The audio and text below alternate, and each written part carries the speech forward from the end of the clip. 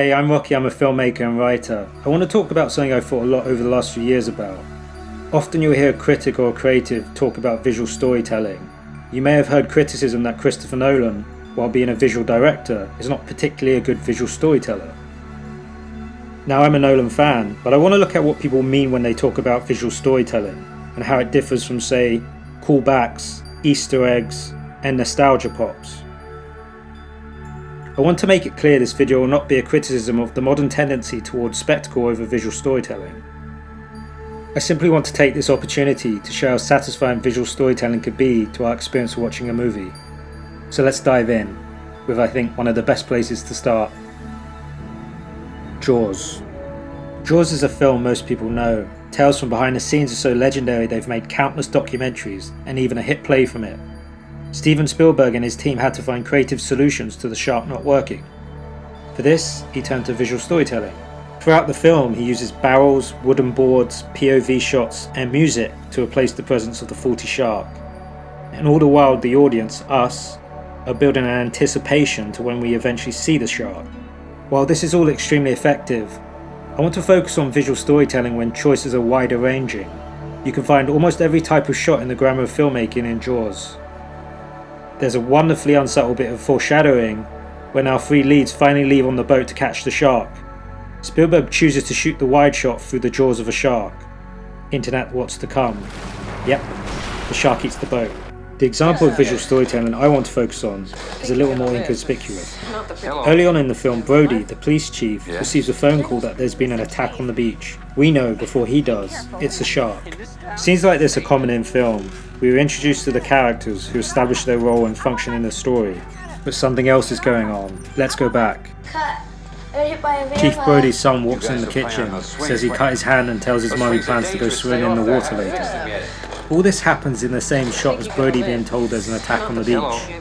Here the audience is left to put two and two together. The conclusion, the boy is going to get eaten by the shark. This shot builds a subtle tension in our minds about what's to come, while giving us the basic introductions and exposition. The lesser filmmaker may have tried to highlight the moment by cutting between close-ups, therefore killing the tension this subtle free shot creates. Okay, come on, go Bambi. To me, this highlights why Spielberg is such an effective filmmaker and why Jaws continues to entertain us to this very day. Okay, I don't want to turn this into everything old is better, but here's a more recent example of visual storytelling. There Will Be Blood. There's no doubt in the power of Paul Thomas Anderson's movie. Daniel Day-Lewis plays Daniel Plainview, a prospector who would destroy anything and anyone in his path toward power and fortune.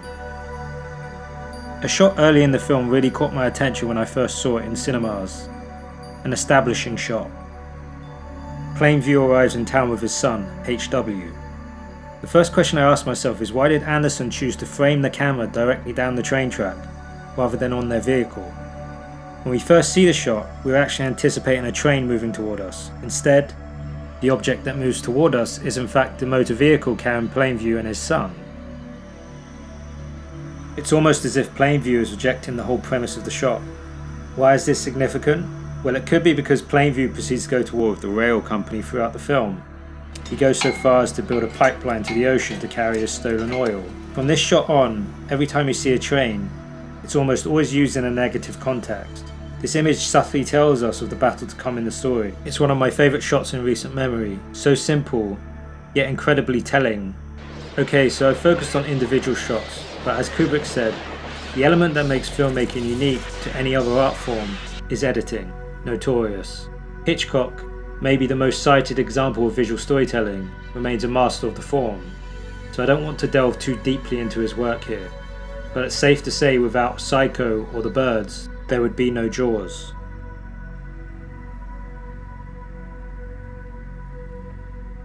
Hitchcock delighted in creating sequences that built in suspense right up until the perfect reveal. I want to look at a more subtle sequence that leads us to think and feel a certain way. Let's take this still frame. Cary Grant sitting alone at a cafe. What does it mean? Taken alone, it could mean several different things. Maybe he's lonely.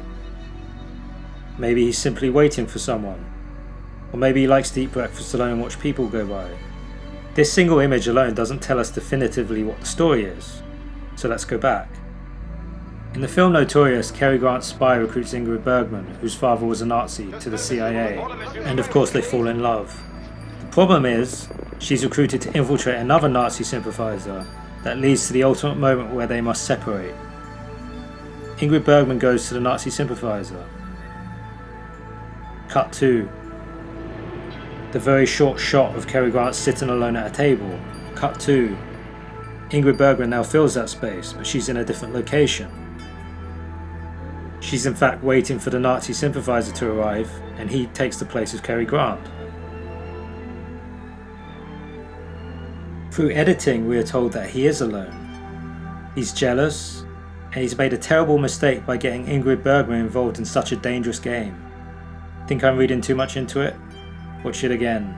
I think it's all there within these 3 brief economic cuts in editing. Nomadland. Visual storytelling goes back to the writing and conception of the movie. Unless you're incredibly lucky as a filmmaker, you need to plan ahead in order to include moments that I've discussed in this film. So let's go back to concept itself. I think one of the reasons Nomadland is so effective as a film is we spend the whole first half of the movie with Fern, played by Frances McDormand, without ever really knowing anything about her. I'm just houseless. We experience the sights and the sounds, the extraordinary people she meets, living in these atypical lifestyles. We learn about the customs and the alternate paths people take on their journey. It requires an investment on the audience's behalf, but that investment pays off in the second half of the film when Fern's backstory is laid out. Emotional punch follows emotional gut punch, and it's all the more powerful because we've already invested that time with her. A logical, and lesser in this case, way of structuring the film would have been to show the cause before the effect. We would begin with a scene where we explain why Fern is going on this journey. Think about that for a second. It would have made all the experiences in the first half far less impactful and meaningful in themselves, because it all would have been framed through our knowledge of Fern. Visual storytelling is about ordering your images, therefore it's about writing. And what we see in a particular order matters to our understanding and emotional experience. I maybe spent too much of my life just remembering. This kind of takes us back to Christopher Nolan, because one of the things he's best at, in my opinion, is ordering his images to create an effect. He leads us, image by image, to give us the information we need to get to the next point. So in this way he's very effective as a visual storyteller, just not in the same way as Scorsese or Spielberg are. When we watch a film or series, we put ourselves in the hands of the filmmakers to tell us a story that is both surprising yet inevitable. Mostly we just want to feel something. We're not Travis Bickle, but when he is having an excruciating phone conversation with a woman trying to ghost him, the camera does this, and we feel the embarrassment and awkwardness. When the investigative reporters trying to uncover the Watergate scandal realise the size of their task, the camera does this, and we get it.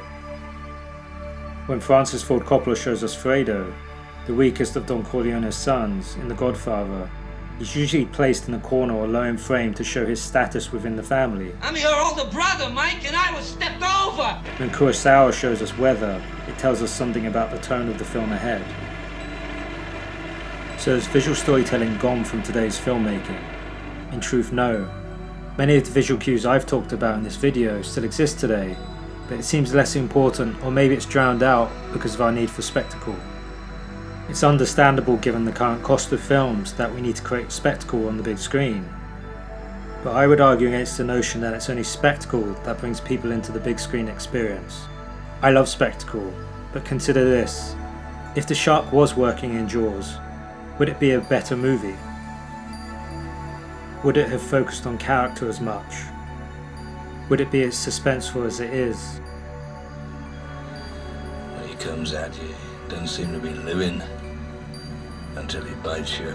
The answer to that has to be no. When James Cameron said Avatar 2 needed to make $2 billion to break even, it tells you we were headed for an unsustainable industry. So what's the answer? I don't know. But I'm certain that we'll keep going back to the cinema as long as we keep engaging with the story. And a key factor in how we engage with the story is how we use visual storytelling. It's the reason I fell in love with film in the first place. Thank you for watching.